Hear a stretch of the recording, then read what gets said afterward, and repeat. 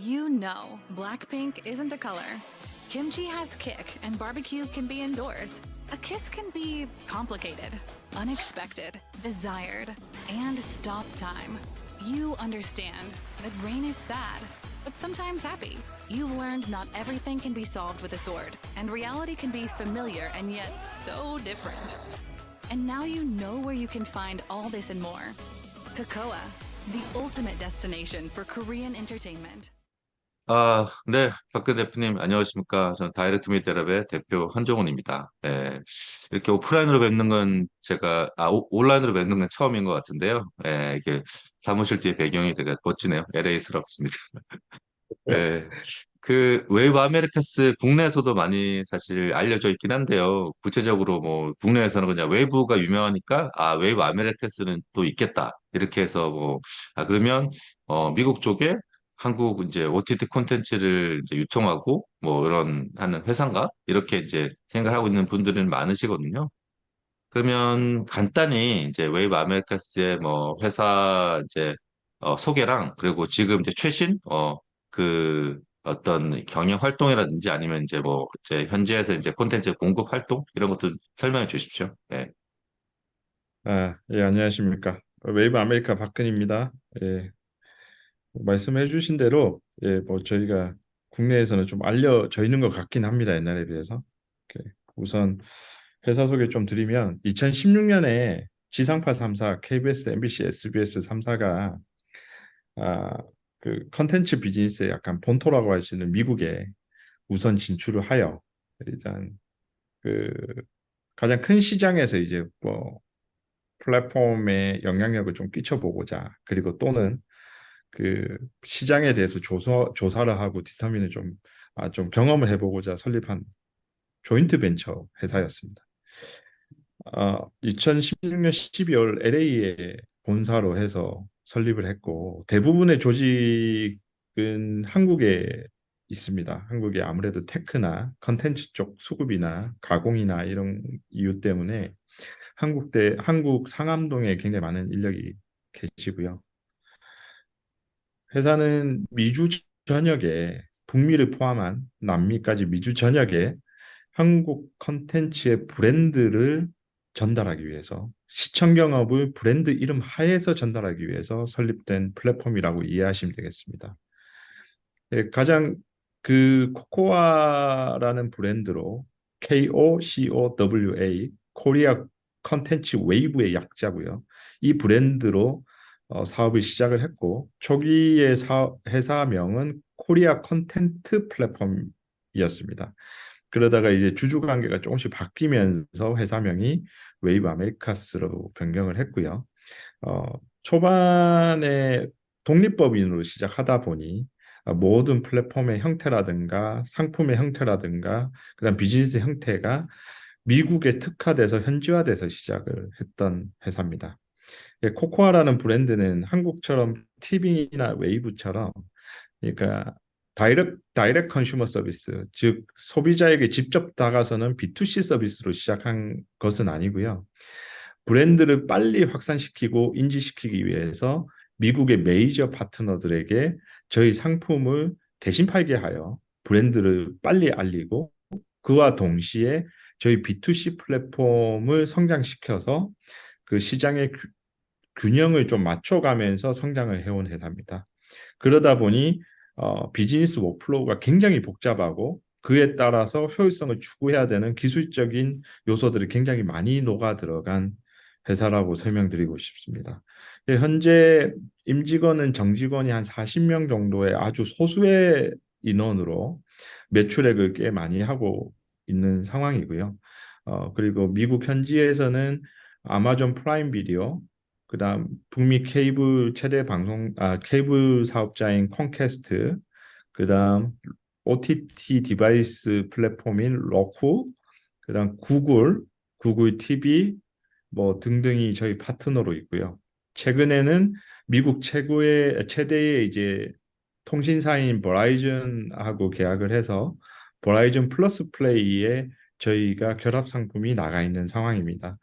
뭐 그리고 코코아 플러스라는 상품을 연초에 B2C 그러니까 다이렉트 컨슈머 가입자들에게 전달하기 위해서 코코아 B2C 서비스를 코코아 플러스로 전환해서 지금 사업을 펼치고 있습니다. 이 정도가 그러니까 설명이 되겠습니다. 제가 버라이즌하고 계약하신 걸 제가 들었는데 이게 뭐 사실 미국에서 계신 분들 특히 업계 계시는 분은 뭐 상당히 큰 딜이긴 하잖아요. 이게 성사하기 쉽지는 않으셨겠어요. 버라이즌하고 계약하시는 게. 네. 근데 초기에 비하면 2017년, 음, 18년에 제가 사업할 때에 비하면 굉장히 수월하게 됐고요. 그때는 제가 코코아라 그러면 코리아 콘텐츠 플랫폼 그, 코코아 그러니까 누군지도 모르고 한국 콘텐츠 고가를 뭐 인식이 됐죠. 근데 그렇죠. 뭐 예전 좀 그러니까 쉬웠습니다. 그동안 진짜 7, 8년 동안 노력을 많이 하셔서 사실 이렇게 된 건데 그러면은 지금 정리를 드리면 어쨌든 뭐 그 케이블 뭐부터 시작해서 뭐 스마트 TV 아니면 OTT 이렇게 혹은 이제 뭐 모바일 폰에 있는 번들까지 이렇게 거의 모든 미디어 서비스에 지금 다 송출된다고 볼 수가 있는 거죠. 지금은. 예. 예, 거의 음. 대부분 디바이스를 커버하고 있고요. 예, 어, 예, 예.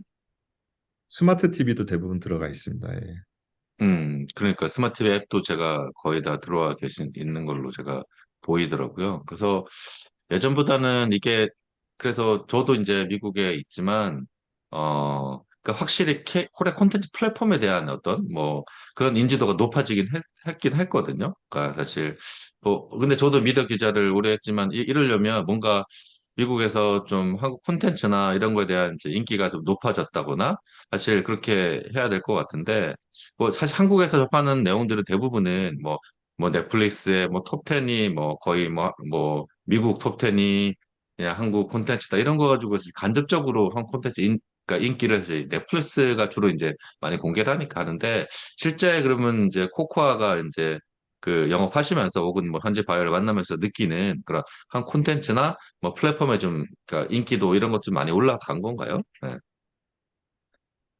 뭐 맞기도 하고 아니기도 한데요. 네. 이제 말씀해주신 대로 한국 콘텐츠가 인기가 많은 건 사실입니다. 뭐 혹자는 저에게 한국의 넷플릭스가 돼야 되지 않느냐 이렇게 얘기를 하시는데 미국에서 보면 한국 콘텐츠는 그냥 원 오브 인터내셔널 콘텐츠입니다. 굉장히 다양한 세계 콘텐츠 중에 조금 인기 있는 하나의 장르일 뿐이에요.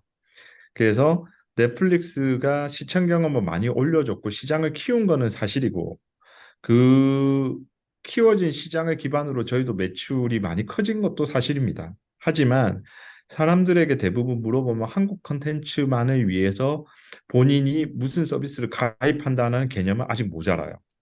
반대로 얘기하면 물건을 사기 위해서 백화점을 가는 거는 오케이나 내가 그 물건을 사기 위해서 스포츠 용품 전문샵에 가지는 않는다. 이런 말이 돼요.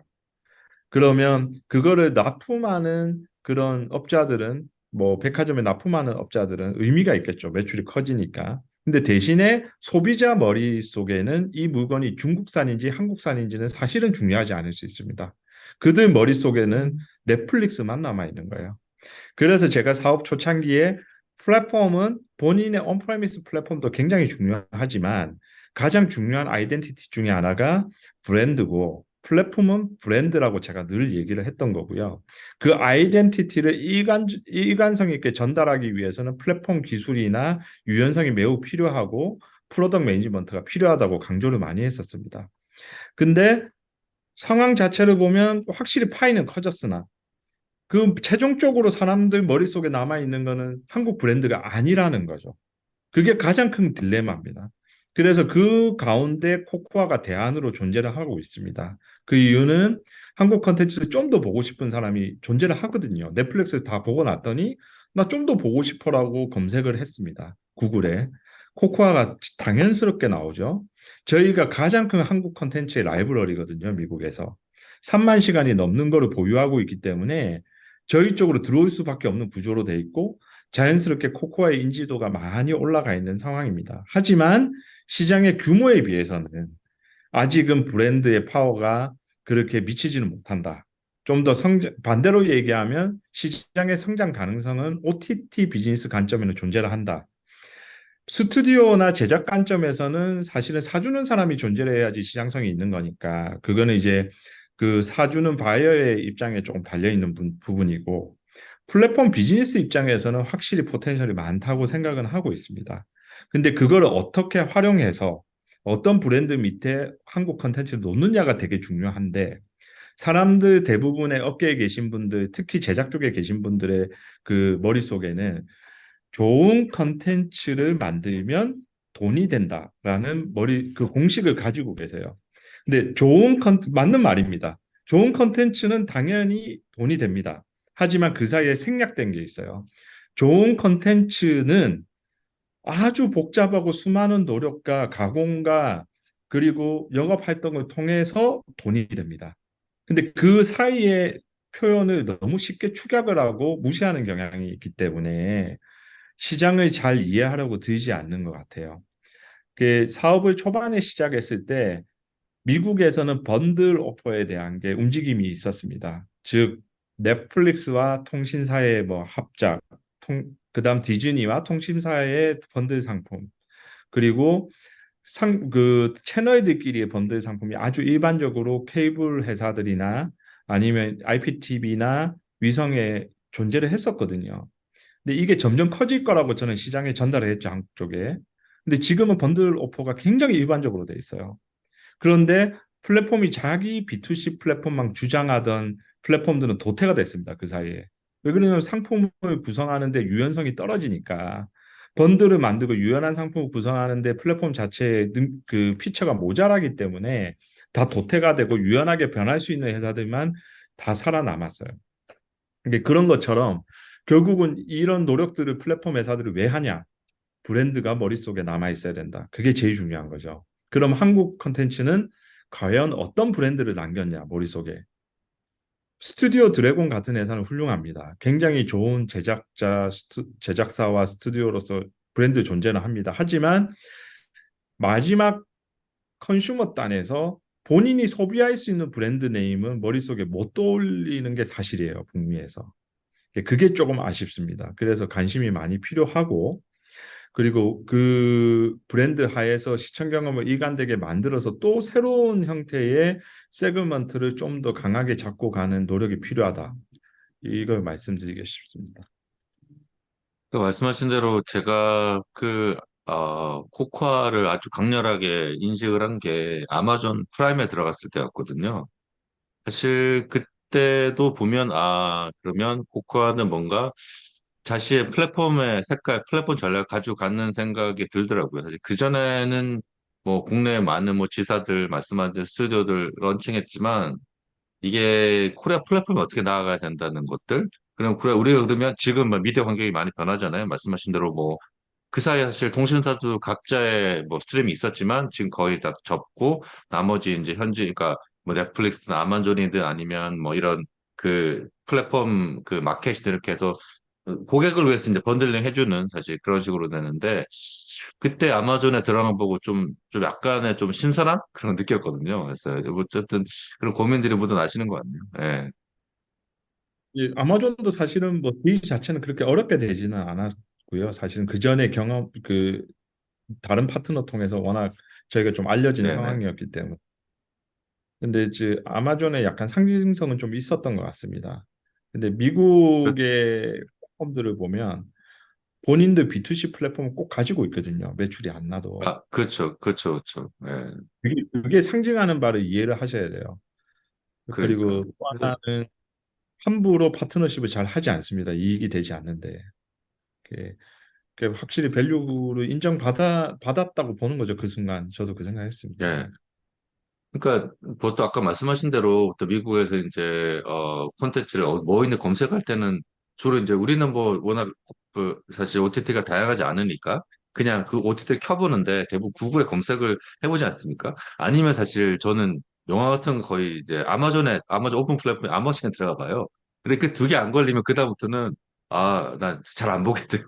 없구나. 맞- 물론 뭐 다른 구독하는 플랫폼 있으니까 확실히 내가 알면 예를 들어서 CSI는 뭐 파라마운트 플러스 나온다 이런 걸 아니까 그냥 바로 들어가는데 그거 아니면 솔직히 아까 말씀한 그거죠 뭐 스튜디오 드래곤 되게 유명한데 그 우리가 이제 한국에서는 진짜 유명한 예를 들어 뭐 드라마를 알지만 뭐 그 스튜디오 드래곤이 만든 지는 지금 아직 뭐 우리 헷갈리지 않습니까? 한국 드라마들 아이덴티티가 있지만 이게 넷플릭스 드라마인가 아니면 CJ 드라마인가 이럴 때는 확실히 사실 지금 말씀하신 그런 어떤 길목을 잡고 있는 그런 어떤 그 백화점 내 전문 샵 같은 그런 플랫폼이 상당히 중요해 보이긴 해요, 앞으로도. 예, 그게 예, 미국의 인터내셔널 컨텐츠와 서비스가 너무 많기 때문에 기본적으로 말씀하신 그렇죠. 대로 컨텐츠 네, 내비게이션 액션이 굉장히 일반적입니다. 그다음 멀티 네, 네, 서브스크립션 굉장히 일반적이고요. 그래서 구글의 네, 네, 컨텐츠를 찾아보는 게 그 기본 액션 중에 하나인데 그 구글에서 제공하는 미디어 액션이라는 서비스가 있습니다.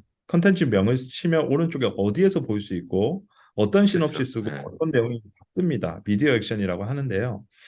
그 중요성을 저희가 초기에 알아보고 2017년부터 제휴를 맺어서 저희 컨텐츠 대부분이 미디어 액션에 노출이 돼 있습니다. 그러다 보니까 저희 컨텐츠가 굉장히 디스커버리가 쉬워지는 효과를 낳았죠. 그때 이후로 굉장히 실제로 트래픽이 폭발을 했고요. 예. 그러면 이제 챗 GPT 하셔야 되겠네요. 챗 예, GPT에서 AI 분도 물어보는, 굉장히 많죠. 예. 그러니까 근데 지금은 많이 물어보니까. 예, 네, 제가 원래 뭐 CTO 출신이기도 하지만 그 네, 네, AI나 레코멘데이션 그다음 AI 학습 레코멘데이션 그다음 네, 서치 이런 에 대해서 굉장히 관심이 많았는데 네, 초반에 제가 한 10년 전에 시작할 때만 해도 이게 좀 상용화되는데 불편함이 좀 있었어요, 사실은. 음성 인식이라든가 문자 인식이라든가 이런 게 좀 불편함이 있었는데 인터페이스들이 많이 개선이 돼가지고 이제는 말로 해도 되는 시대가 온 거거든요. 근데 네, 네. 문제는 키워드를 사람이 구글을 검색할 때는 이제 본인이 키워드를 스스로 생각해서 넣게 되는 거죠. 그러니까 뭐 송중기 나오는 드라마 뭐 이런 식으로 좀 딱 정제를 나름 해서 입력을 하게 되는데 말로 하게 될 때는 진짜 자연어로 쓰거나 아니면 진짜 내추럴한 언어를 써야 되는 단계가 와야 진짜 편해지는데 지금 그 AI 시대 도래하면서 이제 그게 된 것 같습니다. 그 이유가 컨텐츠 하나의 메타데이터가 수천 개가 붙어야 되거든요. 그렇게 되려면. 그러면은 컨텐츠 하나가 나왔을 때 그 컨텐츠를 설명할 수 있는 키워드가 수천 개를 붙이는 수작업을 할 거냐라고 했을 때 그거는 ROI 측면에서 거의 불가능한 얘기가 됩니다. 그런데 AI를 쓰게 되면 AI가 대신 학습해가지고 그 키워드를 제너레이션 해버리기 때문에 결국은 수천 개의 키워드가 한 방에 다 붙어버리는 거거든요. 예, 그러면 이걸 어떻게 노출시킬까는 플랫폼이 없이는 거의 불가능한 상황이 됩니다. 그러니까 뭔가 집중화된 플랫폼이 그거를 관리를 하고 디스트리뷰션을 잘 해주고 어떻게 노출시킬지에 대해서 그 퍼널 스트럭처를 확실히 만들어줘야 이 컨텐츠가 널리 널리 알려지는 거거든요. 그 길목을 코코아가 잡고 있는 거죠, 지금 현재. 길목을 잡고 있고 그거를 다 펼치기 위해서 지난 몇 년간 굉장히 노력을 많이 했고 그리고 저희한테 컨텐츠가 들어오면은 굉장히 자연스럽게 모든 게 노출되는 상황으로 만들고 있습니다. 지금 많이 됐지만 아까 말씀하신 AI를 접목한다면 더 폭발력이 확실히 있는 포인트가 있습니다. 거기에. 예. 그러니까요. 사실 기존에 말씀하신 대로 저는 뭐 웨이브를 제가 이제 20년 이제 2020년 전부터 미국에 있었기 때문에 봤는데 그 사이에 사실 계속 기술과 함께 발전하면서 많이 보이긴 하더라고요. 사실 그때까지만 해도 이게 한인 플랫폼에 좀 가까운 게 한 2, 3 사이에 뭐 금방 사실 미국 현지 중심으로 많이 넘어간 것 같고 앞으로도 뭐 더 좀 현지화를 하고 뭐 어쨌든 또 그런 플랫폼 협력하면서 더 확대를 하시려고 생각하시는 것 같은데 그러면 뭐 간단히 지금 뭐 공개하실 수 있는 이제 앞으로의 계획 그리고 이제 어떻게 이제 집중하겠다 포커싱 할 수 있는 하는 방향 좀 말씀해 주십시오. 네. 예, 뭐 지난 몇 년간 저희가 굉장히 노력을 많이 했고 시장을 열기 위해서 다시 하라면 다시 하기 힘들 정도로 상상하기 힘들 정도로 애를 많이 썼습니다. 그, 그러다 보니 이제 코코아라는 브랜드가 미주에서 인식이 잘 돼서 한국 컨텐츠라는 인식을 많이 갖고 있고 미국 메이저들도 저희를 잘 알고 있고 오히려 한국에서 저희를 모르고 계신 상황이고요. 예, 뭐 요거 지금까지는 어느 정도 잘 됐으나 이제 이 다음이 참 문제인데 지금 컨텐츠의 홍수 시대에 살고 있고 컨텐츠의 가치를 계속 유지시키는데 좀 어려움이 있을 수 있다고 봅니다. 저희가 제일 처음에 구독 기반의 VOD 서비스를 한다 그랬을 때 모두가 안 된다고 했습니다. 사업을 할 때 안 되는 이유는 수백 개를 될 수 있습니다. 근데 그 안 되는 거를 피해서 만든 그 공식을 만들어낸 게 굉장히 어려운 일인데 어떻게 운이 좋게 컨텐츠가 통제가 잘 되고, 그다음 현지에서 특히 미국 현지 법인으로 탄생을 해서 의사결정을 그 자리에서 바로바로 하고, 그 복잡한 논의 과정 없이 강력한 추진력을 낼 수 있었던 게 성공의 약간 비결이었거든요. 미국 만약에 지사 개념으로 회사를 만들어서 현지에서 본사의 허락을 받고 뭔가 비즈니스를 시작했다면 100% 실패했을 겁니다. 그러니까 이게 컨텐츠의 로컬라이제이션의 하나의 영역이라 보는데, 그 과정의 비즈니스의 로컬라이제이션도 되게 중요한 부분이었던 거죠. 성공 요인 중에. 이 비즈니스 로컬라이제이션을 잘 하다 보니 저희가 노하우가 굉장히 많이 쌓여 있습니다. 이 회사 내부에. 이 데이터와 이 경험을 가지고 미래의 그림을 그려내는 상황인데, 다행스럽게 저희하고 같이 하는 파트너들이 다 글로벌을 바라보고 있는 파트너입니다. 미국의 현지에 있는 파트너들이 미국 현지 시장은 세츄레이션 낮다. 디즈니 플러스, 그다음 파라마운트 플러스, 뭐 피콕 이런 회사들이 다 글로벌을 외치고 있습니다. 그 나가는데 해외로 나가는데 한국 컨텐츠가 당연한 포트폴리오 중에 하나로서 작동을 하게 되는 거고, 그러다 보니 가장 현지에서 파트너십이 좋은 저희에게 손길이 많이 오고 있습니다. 한국에서 아웃바운드로 외국으로 나가는 것도 되게 중요하겠지만, 북미에서 가장 큰 영향력을 주고 있는 글로벌 플랫폼하고 북미를 시발점으로 해서 아웃바운드로 나가는 것도 굉장히 좋은 성공의 전략이라고 생각을 하고 있습니다. 그런 면에서 저희를 잘 활용하셔가지고 그 컨텐츠의 익스피리언스를 넓혀가는 것도 굉장히 중요한 문제라고 생각을 하고 있고요. 그리고 아무래도 또 테크 기업입니다. 플랫폼이다 보니까 기술을 등한시할 수는 없어요. 그러니까 최근에 AI 시대가 열어준 프롬프트 엔지니어링 같은 경우에는 저희가 프롬프트리 그 사람들이 어떻게 액션하는지 학습을 다 끝내야 됩니다. 그럼 사람들이 어떤 패턴으로 뭘 어떻게 찾는지, 컨텐츠를 어떻게 찾아내고 어떻게 소비하는지를 저희 파트너와 저희 데이터 플랫폼을 통해서 보고 있습니다. 이 쌓인 노하우를 가지고 좀 더 한국 컨텐츠가 글로벌리 잘 노출되고 효율적으로 제시될 수 있는 그 방안을 연구를 하고 있고요. 그런 서비스와 플랫폼 비즈니스 모델을 좀 더 다 가다듬어서 좀 더 시장에 적극적으로 다가갈 계획을 세우고 있습니다. 그리고 무엇보다 가장 중요한 거는 글로벌의 성공 요인 중에 하나가 자본의 논리를 또 뺄 수가 없는데요. 자본의 논리를 한국의 전통적인 자본의 논리로 보면 네 회사, 내 회사, 내 자본, 네 자본 이렇게 약간 소유의 개념으로 많이 보고 계십니다. 그런데 글로벌로 성공하려고 하다 보면 글로벌 자본의 인게이지도 굉장히 필요합니다. 그 글로벌 자본이 들어와주면 그들 네트워크를 통해서 성공할 수 있는 요소들이 굉장히 많이 발생을 해요. 실패하게 두지 않습니다. 그래서 자본의 파트너십도 굉장히 중요한 거기 때문에 자본의 가장 상징적인 시장, 미국에서의 자본 파트너를 만드는 것도 중요한 성공 요인으로 보고 있어서 그 부분도 굉장히 많이 디벨롭하고 있는 상황입니다. 이게 좀 성공할 수 있도록 많이 도와주시면 저희가 힘을 받아서 또 좀 글로벌리 좀 훌륭한 브랜드로 탄생하는데 또 많은 도움을 받을 수 있을 것 같습니다. 예. 네, 뭐 말씀 잘 해주셨고 저도 뭐 미국에 있지만 그 미국은 뭐 투자가 어떤 펀드가 어떤 기업이 투자했다는 건 상당히 중요하지 않습니까? 특히 예. 초반에 뭐 미국 OTT들 그리고 미국의 미디어 스타트업들 뭐 지금 쇼폼이라고 불리는 것들 대부분 뭐 디즈니라든지 그런 글로벌 미디어 투자하면서 또 그 또 아이디어들이 같이 갖춰갔기 때문에 그 부분도 저도 개인적으로 상당히 중요하게 생각하고 저는 뭐 웨이브 아메리카스가 이제 뭐 지금 이제 말씀하신 걸로 예를 보면 어쨌든 미국을 기반으로 해서 글로벌 이제 허브로 이제 거듭나겠다는 생각을 하신 것 같고 앞으로 아마 뭐 중요성이 더 커질 것 같고요. 그리고 저기도 국내에서도 조금 더 이제 웨이브 아메리카스하고 그리고 이제 이 콘텐츠의 어쨌든 뭐 해외 진출의 이제 선두 기지니까 이런 데 이해도가 좀 높아지기를 좀 기원하고 있고 저도 열심히 좀 알리겠습니다. 예. 아유, 고맙습니다. 예, 고맙습니다.